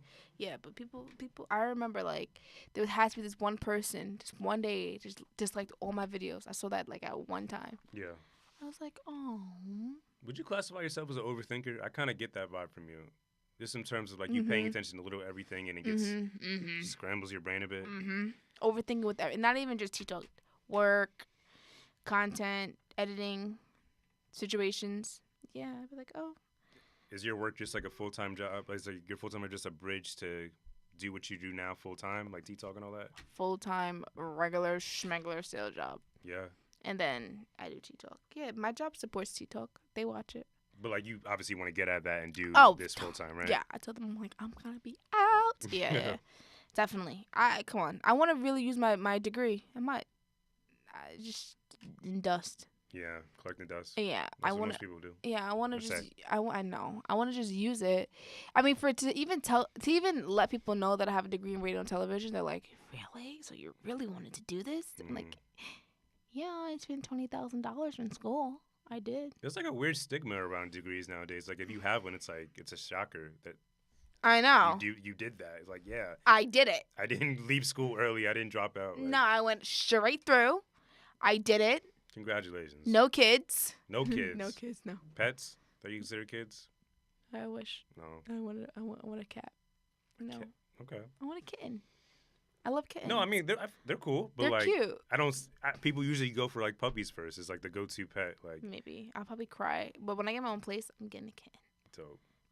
I want to get the ones that like don't grow. I'm curious. Does what happened in the media and the current climate of the country in terms of like the amount of hate and then the racism, like when we just saw, I guess most of an example, like Nipsey Hussle like passing, that really affected me personally. And it kind of got me questioning like karma. Like he put out so much like good energy.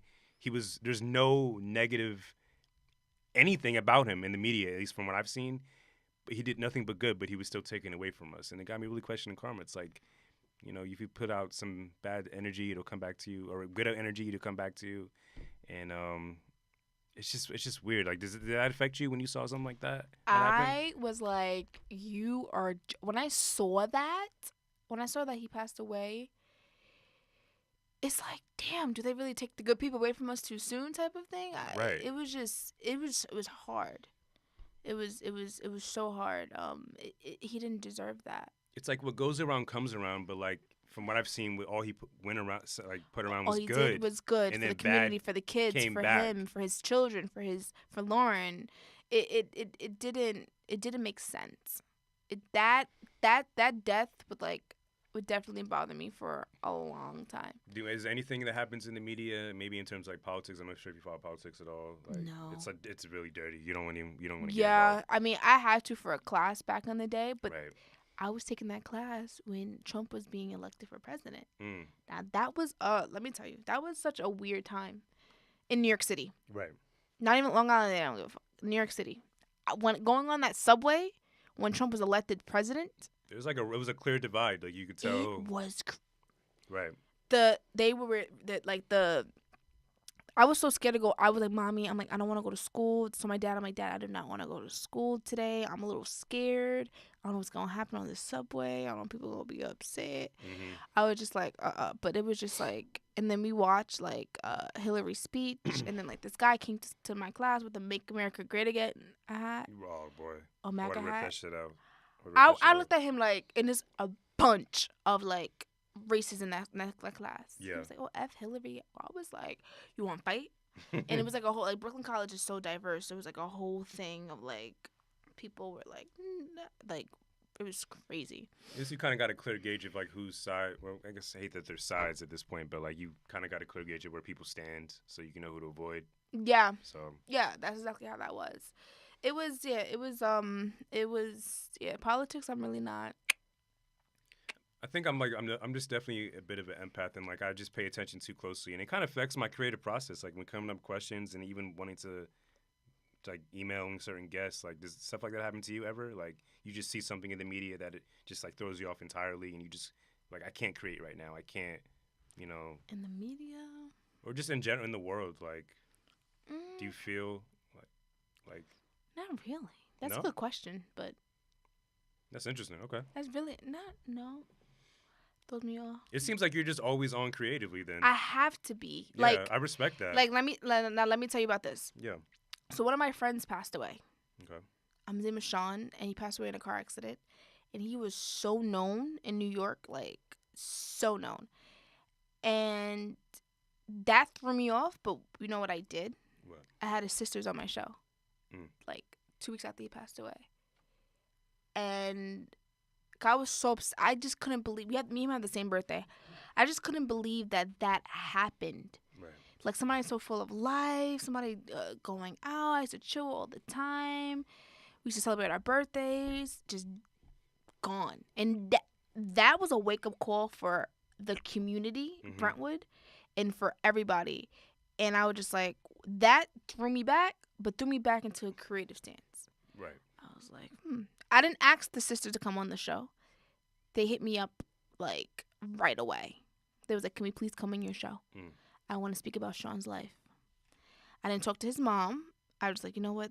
And she was like crying to me, like, can I please? I said, all right, bet. She come on the show. I had like that had 1,000 views in like less than 24 hours. Right. The whole hood watched it. Like, people were talking about it. My parents heard about it. My parents don't watch T-Talk. Yeah. My mom was like, oh, I heard that you did an interview. I was like, oh. And I knew that would be one of the biggest interviews for the... So many people subscribed. So many people hit me up. It was huge. It was such a huge interview. And, you know, I've interviewed him in the past. But to have, you know, his sister on the show and then to have people cry on my show, that was different. I had to get tissues and I didn't cry. But that threw me off, but I wanted to bring light to his life. That's beautiful. And we did that, and it was amazing. Everybody watched it, and everybody was like, wow, like, I got to watch T-Talk. Like, wow, like, look what she's doing. And that's when I had the studio. Okay. And people are still watching it, but I had to, like, do an interview about him. Are your parents in tune with what you do with T-Talk, or did they just check out of it? Yeah, I mean, they're in tune. They're just older. Oh, did they have certain expectations for you to do something maybe different than what you're doing now? My dad's one of those, oh, why don't you be a train conductor? Oh, no, stop it. Leave me alone. I want to do my T-Talk. I'm going to make money by doing T-Talk, and you're going to be like, wow. I don't like that. I don't like parents that, like, force you to do some shit that you don't want to do. Right. And that's him. My mom, when she was at work, she was watching T-Talk with her colleagues. They were having a ball. Like, one of her coworkers, her supervisor, and they're all paralegals, and they're all lawyers. So my mom worked with them. Dope. They were watching it like, oh, I saw this episode. You did this and da da da. I'm like, oh, they was like, oh, you're in episode this. I'm like, wow, because I met up with them, and they're like, I love what you do, and stuff like that. I'm like, wow, like I have older people. The demographics is from like, I don't know, like 17 to like 60 something. Yeah, same. So yeah, so people are older, are watching it. I'm like, oh, I was like, okay. Did you start it before telling them that you were doing that, or did you present the base idea and then start it? No, I had to tell them because I took their curtain from their room. Okay, for the for set. background. Yeah, and I had like my Way to save money. iPod. Yeah, people thought I was in the studio. I was like, no, I'm not. I had I had my iPod. I took their lamp from the room. I took their whole thing and did my own studio and had it myself. But yeah, or I used to like do stuff in the living room or do stuff like this. Yeah, I told them. They didn't know I had a studio.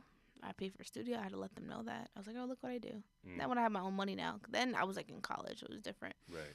But yeah, they haven't been to any of my shows, or they're like in their 60s. So it's like.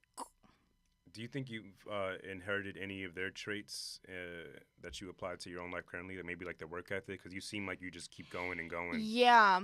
So, like my dad, me and him went to the same school. We got the same degree in radio and television in Suffolk. Sweet. But he went 40 years ago or some shit like that. Mm-hmm. And I went, 40 years ago.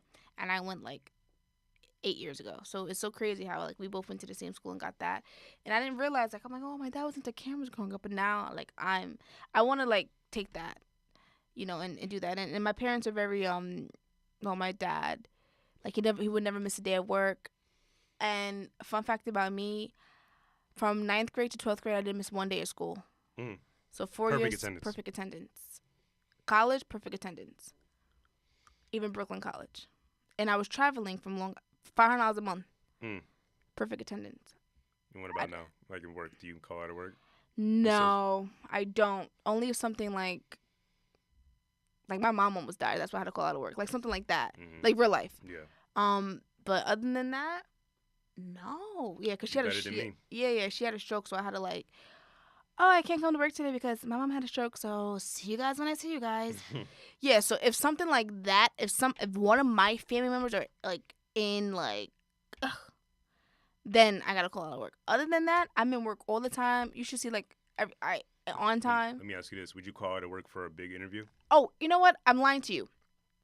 I called out of work last year to audition for BET. Okay. What was it, like for a TV show? Yeah. To be a host. You obviously, did you get it or did you call back? No, Oh, okay. nothing. They didn't write back to anybody.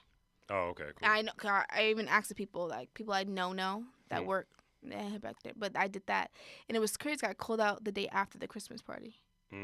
Christmas party, I was drinking. I didn't drink at the Christmas party. I was like, no, I have an audition tomorrow.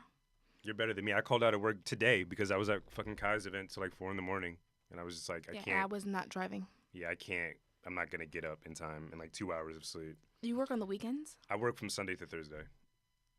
I'm a pharmacist, so like our hours are weird, and it's, yeah. And the pharmacy I work at in Jersey, it's like they don't ever close ever, not even on holidays. Yeah, like it's rough. Shoot, I hate that. But Can't yeah. wait to get out of there. Oh, see, you know, like you want to do that. Yeah, but definitely, I don't call out. Something has to like. That's probably the only time, like I called out. Like I have like perfect attendance, all around. So being that you're so consistent with your show, comes out what day each week? Tea Talk Tuesday. Tea Talk Tuesdays. So you're a part of your audience's life every Tuesday. You're giving them joy. You're setting their tone for their Tuesday whenever they indulge in it or whatever. Does that give you like any pressure? Like, yeah, I have to deliver kind of each week a good episode. Yes. How do you deal with that? Let me tell you something about me. I'm having an issue with editing. I would edit the day before my show comes out. Ooh, okay. That's not good. Because I just, like, on the weekends, I'm out. I'm moderating at this. I'm here now. By the time I go home, I'm going to be like, oh, I got to go to sleep. But I took a good nap today, so I might edit. Dope. But, yeah, I'm like, oh, I have to think, like, if I say it's tune in at 8, tune in at 7. Now at night, it's better. People will actually come home and watch it and stuff like that. Now I have, like, a premiere mode.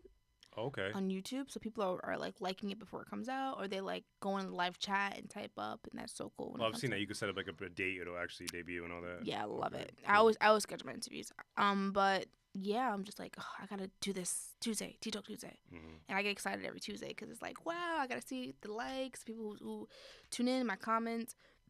Then those are the days where I get DMs. Like, oh, I want to come on your show. How do I come on the show? Right. I'm like, oh, here's a film to fill out. It off rip, $50. I let people know. I don't do that. Like, there has been podcasts that will be like, oh, let me get a yes. Then okay, here's $50. No, thank you. No, thank you. I'm starting to think about like if like they don't even promo it. Like I won't even put the episode out. Like I feel like I'm gonna ask them to promote before it comes out. Wow. And then if they don't promo it, then I'm just gonna hold it because it's at the end of the day I can keep creating content, but this is mostly exposure for you at this point. Oh, because we did it already.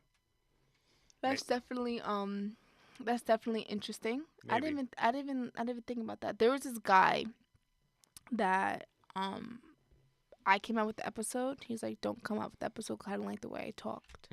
Okay. My bad. You was chewing gum.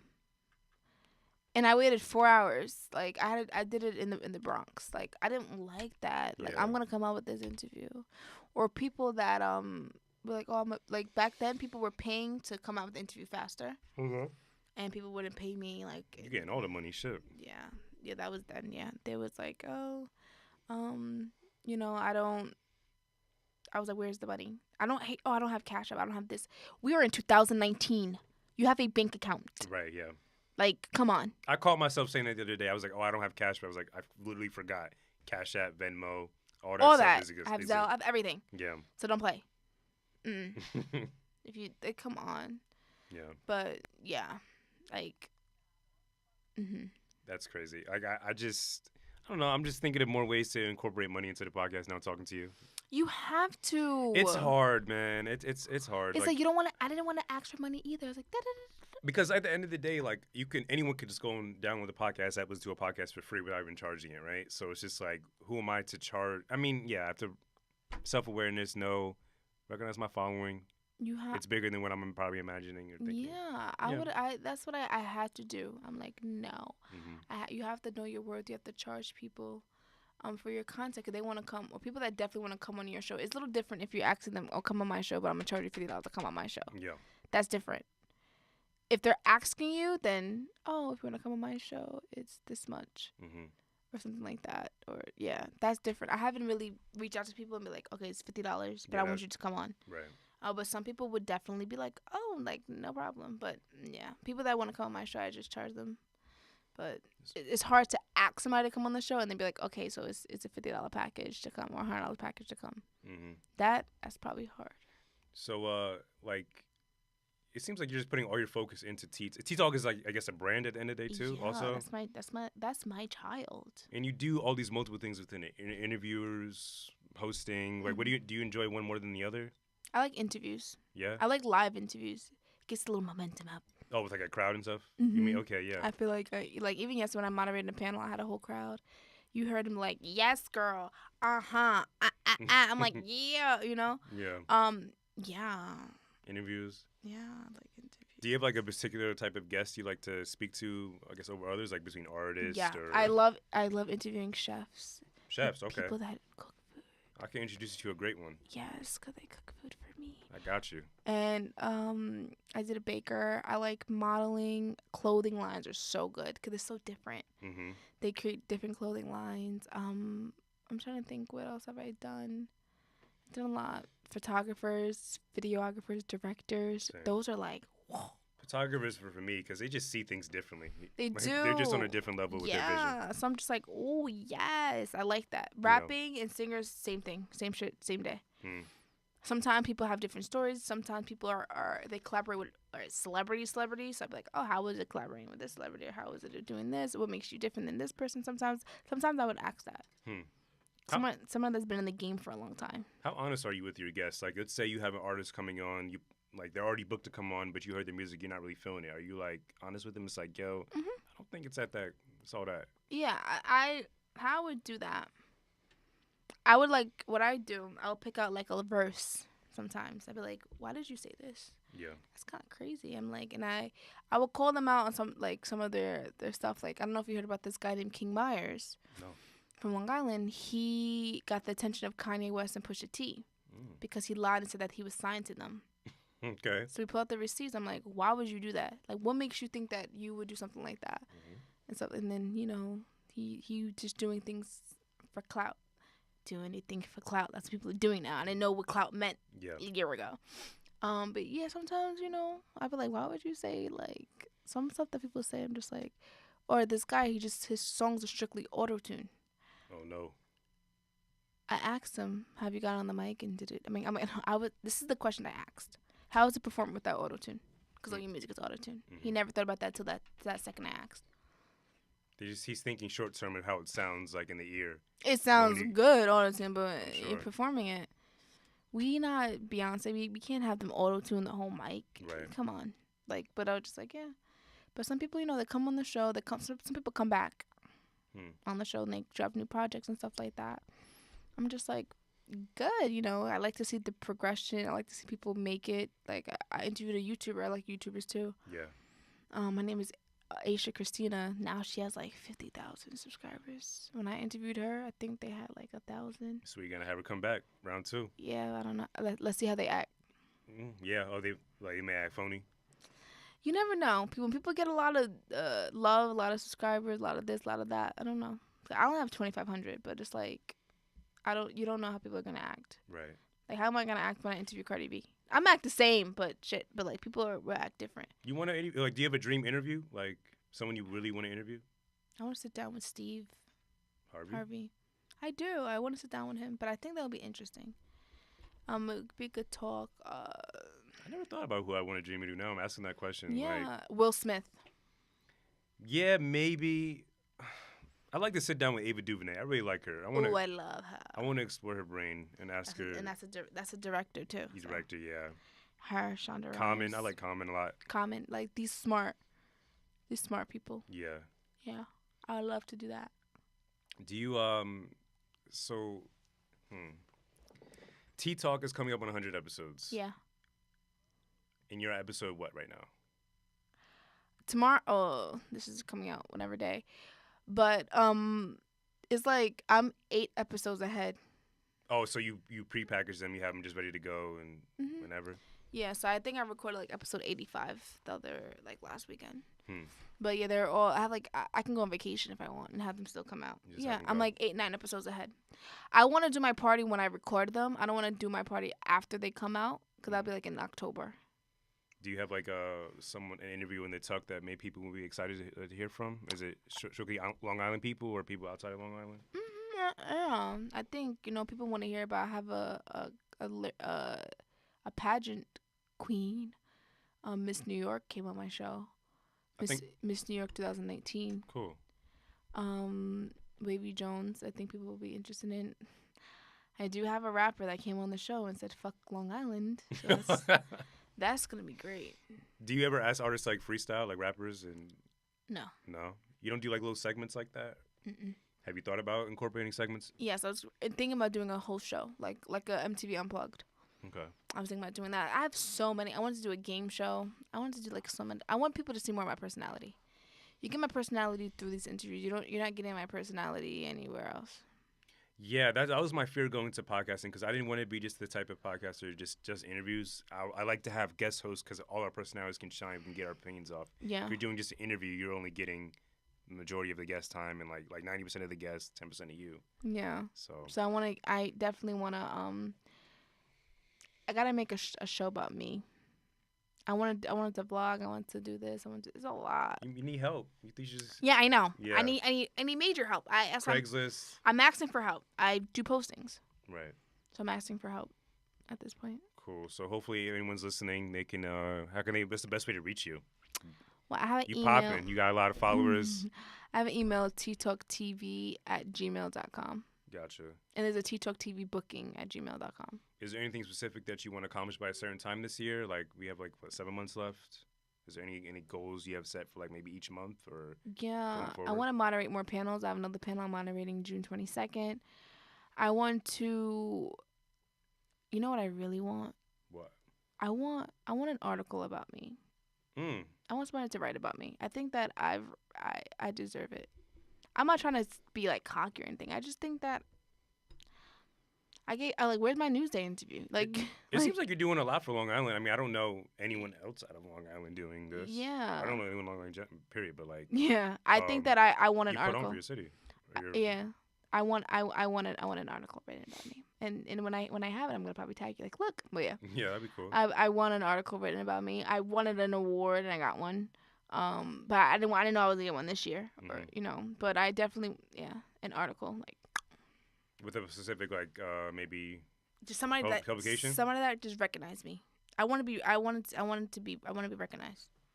I go to a lot of these women empowerment events. They recognize other women. I want to be recognized one of these days. Were you always this type of person like growing up, like wanting to be kind of the center of attention in a way?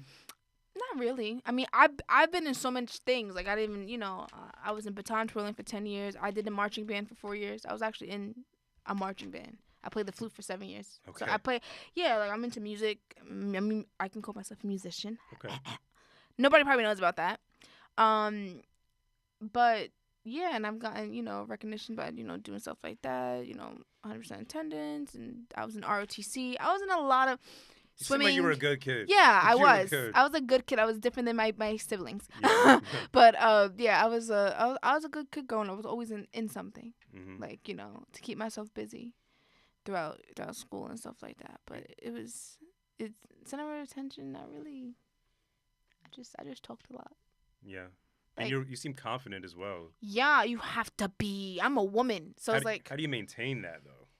I don't know. There's some dark days out there that come and There is. You're like, all right, I want to just. BS just happens. Maybe I'm just too dark with like my existence. And No. but like, there's two sides to life. It's not all just Get it. rainbows. I just try to I wanted to. I don't know. I try to be like positive. Like I try to be grateful of that I can do this. Mm-hmm. Like it's or to touch people's lives or anything like that, because that's hard. I want to influence. I want to influence and encourage people. Right. Always. And that's why I try to be confident. I try to, give this mic a magic touch. I try to bring my personality out. I really try to be this. I want to be this Miss Tea Talk. I want people to know my name, know my brand. Yeah. Like, offer it. And I feel like I've accomplished so much. When I look at my first video until now, I'm like, God damn it. No, I didn't. The progression is there. I was like, where am I going to be next year? It's just so exciting. Yeah. Aware of what people you're going to network with. That's why all these events, people are hitting me up or where I'm going to be next year. It's exciting to not know at the same time, too. Like, yeah. Because anything could just come out of nowhere to surprise you. Yeah. Like tomorrow, you could get a DM from Steve Harvey, Never know. That'd be weird if you just creeping around people's DMs. But he's in my tags. oh yeah. Mhm. Do you I tag MTV, BET, VH1, Revolt TV, all of that under every post? under every post. I do that too, and it's actually been working. That's how I got certain guests. Like I just tag everyone I'm interested in working with under every post on Instagram. I do that, and people be like, people from BET, they look at that. They VH1, MTV, they look at that. Yeah, you got to be annoying in terms of like promotion and all that. So annoying. That's what I'm like. Is there anything that you wouldn't, any type of person you wouldn't have on your show, or are you open to speaking with anyone? I am open to speaking with anyone, but I want to speak to people that have like a clear mind. Like that guy that came on that show said, "F Long Island, y'all can suck my." I was like, I looked at the camera like, I'm sorry, guys. How did they even come up? Like, what was? Did you ask him something in reference to that? I think I said how. I think I asked like, oh, like, Little E, like, why, like, because he started saying, oh, I'm the best in Long Island. I'm his manager. I was like, how? And then he just spit it. I was just like, ooh. I looked into the camera. I'm just like, Yeah. I was like, that's gonna be people gonna watch that. That's the funny part. I can't wait to find that one. That's coming out in like, I don't know, 3 weeks, something like that. I've heard some of my favorite interviews. Even some of my colleagues say like they would want to interview a racist. Like just. I was gonna say that. Yeah, I don't want to interview. Yeah. I don't see the point. Yeah, because I want people to be like well educated. Like I don't want a Trump supporter. I don't support Trump. I don't Trump supporter to be on my show. I don't want to play devil's advocate. I'm not gonna be a Van Jones right now. Like I'm not gonna do. I don't know if you know who Van Jones is. I heard the name. He's problematic. I'm assuming. No, Van Jones. He's like for us, saying like he would have somebody on his show. Gotcha. Heard and you. Okay. Yeah. I wouldn't have that white girl. What's that girl? Tommy Lauren. Yeah. Yeah, definitely not. I wouldn't have Tommy Lauren. That's it. Yeah. So what about in terms of like opportunity? Like let's say a certain company did something that you didn't agree with, and they're offering you a certain amount of money to take your show to the next level. How far does your integrity go? Would you accept that bag? Oh, you asked me a good question. I don't. Thank you. That's That wasn't written down, by the way. See, look off top. Yeah. Do you see that? Right. Conversational, organically off top is giving you these amazing questions. Right. I don't know, but what I do know. Okay. I think that T-Talk will be picked up from one of these like. You see, like Roku TV have like their own like networks or like like there's something to be like smaller networks on like these Apple TVs and stuff like that, or even like Revolt. Revolt's not like too huge. I don't think. That's what I'm trying to tell them. Holler at me. If you're listening, Revolt, you're a big network, but yeah, Revolt is huge. Just compared to other things. Yeah, I just think that I want it to be picked up. I want people to I want somebody to fund it, and so it can be like in 4K and like. Like I wanted like the 3, 2, 1, go. Mm-hmm. I want my teleprompter. I want this. I want that. I want that. So first opportunity comes your way, whatever the amount is, you'll take it, or is it a certain expectation, a certain amount of money? Because like we said earlier, people won't do things unless there's a check attached to it. It's true. I've never been offered a lot of money to do anything yet. Yeah. So I wouldn't even no. Someone's like, oh, I pay you $20,000 to do this. And I'm like, what? Yeah, if I hear that 1,000, if there's a comma involved, yeah, is there a comma? Right. I gotta do something, but nobody really. People just like this network that's like really small hit me up. It was like, you're such a star, come and work with us. I was like, no, thank you. This brand emailed us the other day, sent it to the show email. It was so fake. I don't even know what it was, but I was bummed because it was like it seemed real. So like I don't know if you're getting like the fake emails of people trying to partner with you. Like companies and stuff like that. I have probably look at my spam. Probably, yeah. Yeah, that's how people. I'm like no, or there's been people that want to I'll send you this if you do this or do this. Da, da, da. It's like so much. I can't believe scam is a word. Like I can't believe it still exists. It exists. It's like modernized now. Internet scamming. Mm-hmm. What's like one thing you've learned on your journey so far, maybe about yourself or just about how this business goes? Like, is there anything you can... You have to be patient. Okay. We can't compare ourselves to other people's journeys. And I feel like a lot of content creators do. And I feel like once upon a time, I was like that. I'm like, how did she get so much popular than me? I was like, do I gotta, like, be naked on Instagram or something? Like, why don't... Like, it works. It works. I just don't... And I know I can. Yeah. Yeah, I know I can, but I'm just like, no, I can't.